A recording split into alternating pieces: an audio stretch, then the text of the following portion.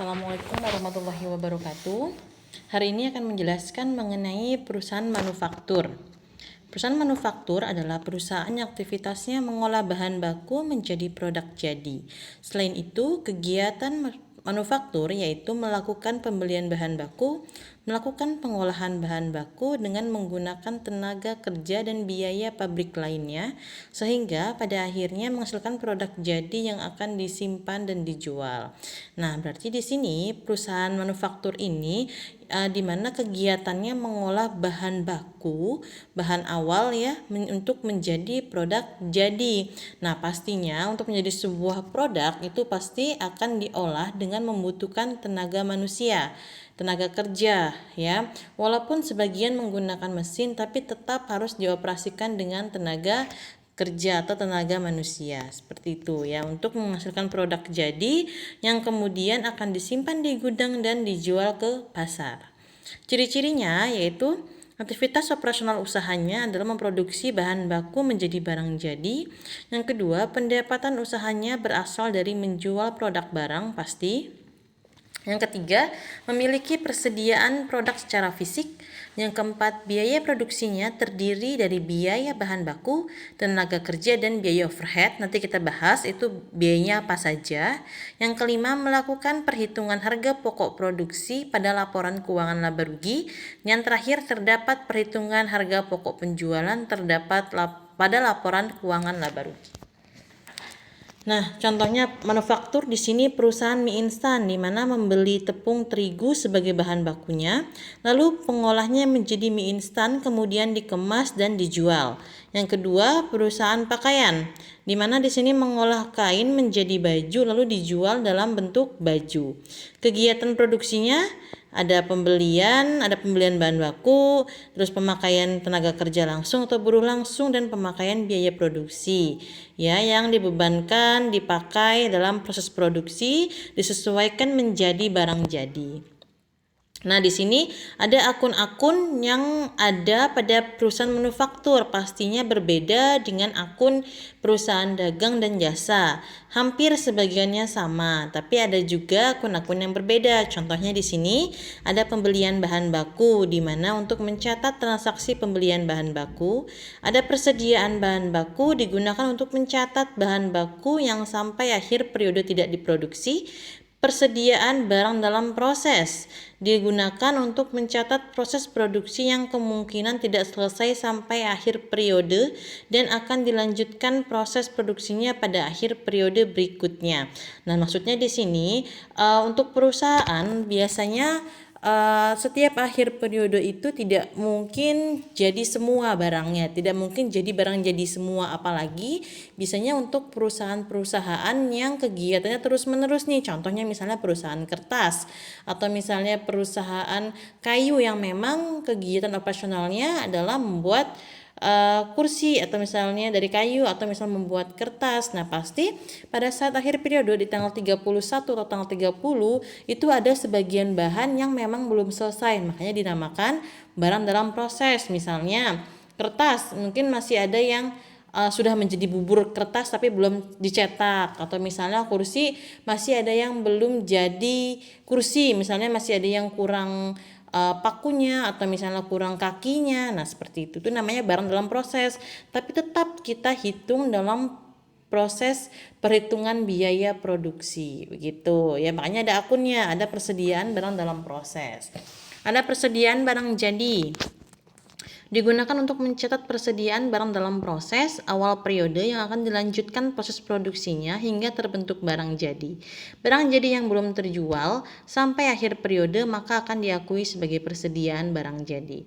Dan ada irisar harga pokok produksi atau HPP biasanya disebutnya ya, digunakan untuk menampung pembebanan semua biaya produksi sehingga pada akhir periode semua biaya produksi akan dibebankan pada akun irisar harga pokok produksi.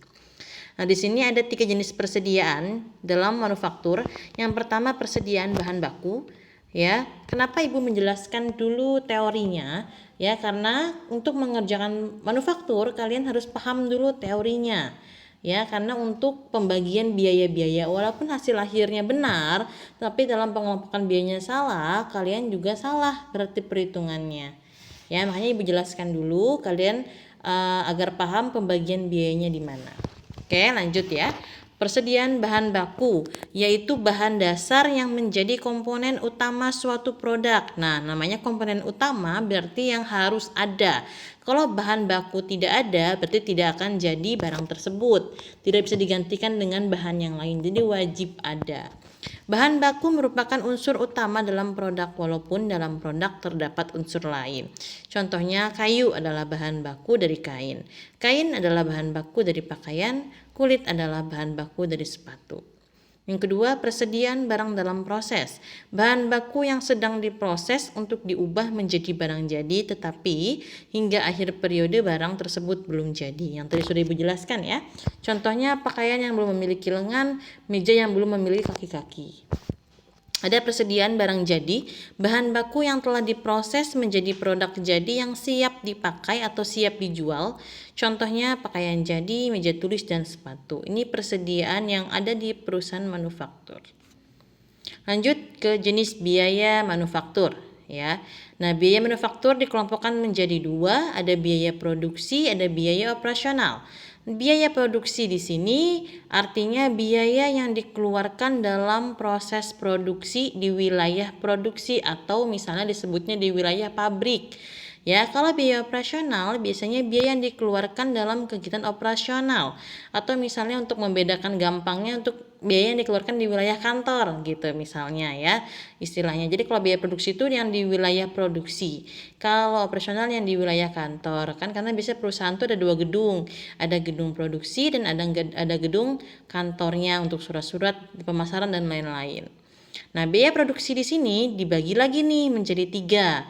Ada biaya bahan baku, ada biaya tenaga kerja langsung, dan biaya overhead.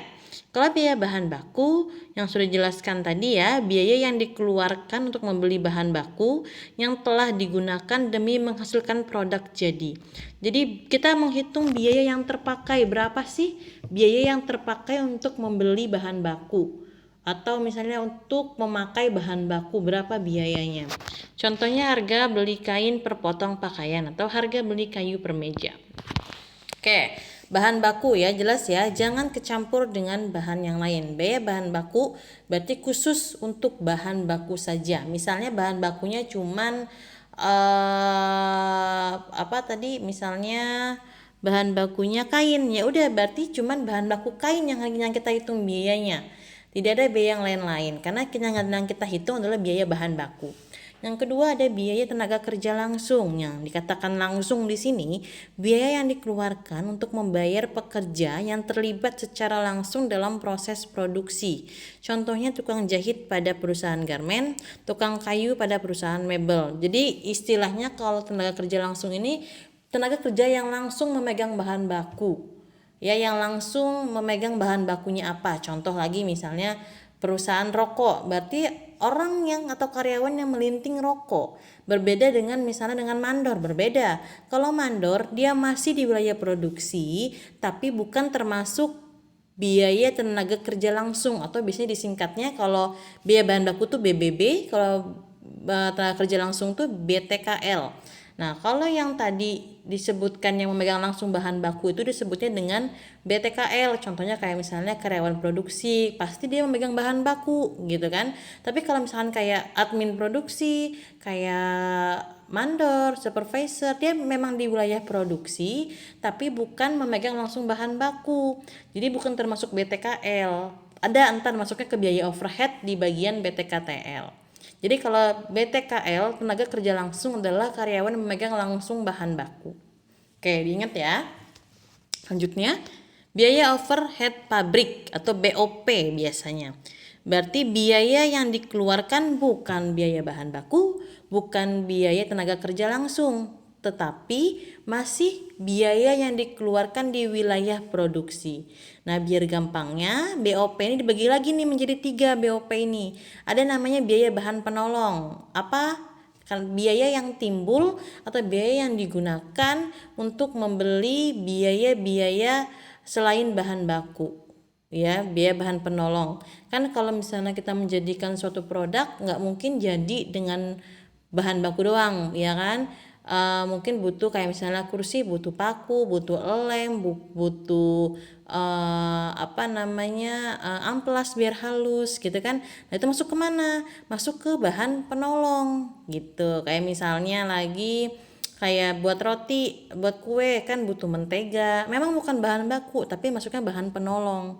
Jadi dibedakan, kalau kita menghitung bahan baku, khusus bahan baku, kalau yang BOP masuk biaya bahan penolong, khusus biaya bahan penolong. Itu BOP yang pertama. BOP yang kedua adalah biaya tenaga kerja penolong atau tidak langsung, BTKTL biasanya. Jadi tadi ya, biaya yang dikeluarkan berhubungan dengan gaji. Kalau BTKL itu berarti berhubungan dengan gaji ya. Kalau BTKL berarti gaji karyawan yang langsung memegang bahan baku. Kalau tenaga kerja tidak langsung berarti gaji karyawan di wilayah produksi tetapi bukan memegang bahan baku langsung. Contohnya gaji admin produksi, gaji mandor, gaji maintenance mesin gitu kan, gaji OB produksi. Nah itu kan berhubungan sama gaji, tapi untuk karyawan yang tidak memegang bahan baku, di luar karyawan yang memegang bahan baku. Nah itu masuknya kemana? Ke BTKTL, biaya tenaga kerja tidak langsung. Yang ketiga, BOP yang ketiga adalah biaya pabrikasi lain, yaitu bukan biaya tenaga kerja langsung, bukan biaya bahan penolong, bukan biaya bahan baku, bukan biaya tenaga kerja langsung. Berarti apa contohnya? Kayak misalnya listrik dan air produksi, ingat ya, masih di wilayah produksi.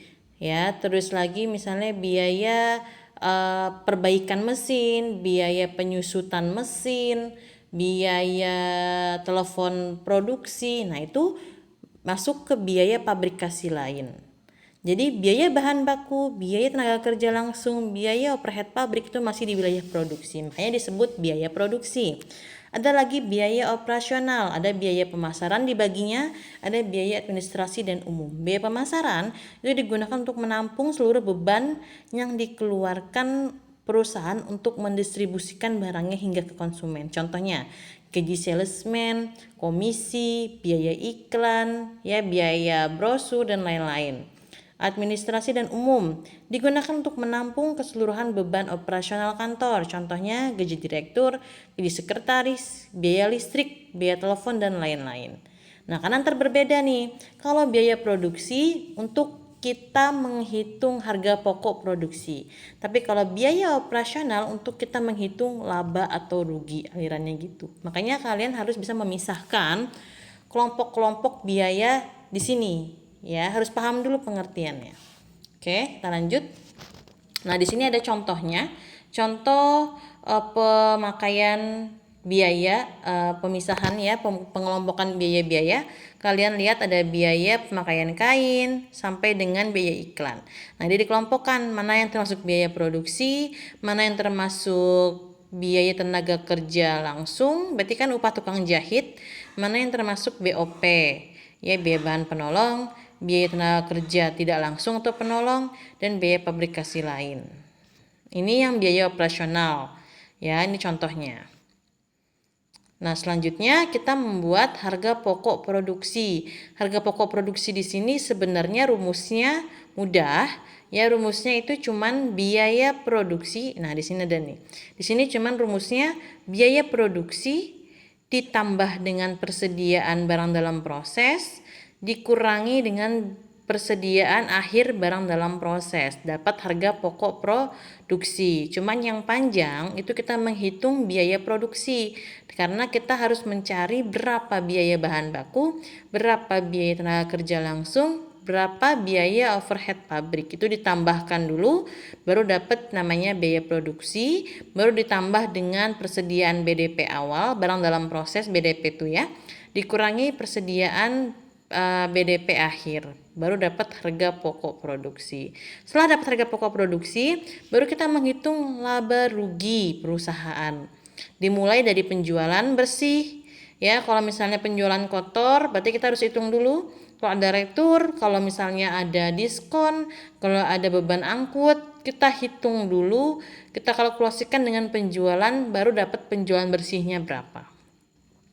Setelah itu kita mencari harga pokok penjualan. Nah, harga pokok produksi di sini digunakan untuk mencari harga pokok penjualan karena persediaan barang jadi awal akan ditambah dengan harga pokok produksi dikurangi dengan persediaan barang jadi akhir, baru dapat harga pokok penjualan. Menghitung laba kotor dari penjualan dikurangi dengan harga pokok penjualan dapat laba kotor. Ya, biaya personalnya di mana? Biaya operasional digunakan untuk mencari laba bersih sebelum pajak. Ya, berarti laba kotor penjualan dikurangi dengan biaya operasional, baru dapat laba bersih sebelum pajak. Seperti itu. Nah, ini untuk jurnalnya. Ya, kalau udah dapat angkanya kita tinggal masukkan saja di sini.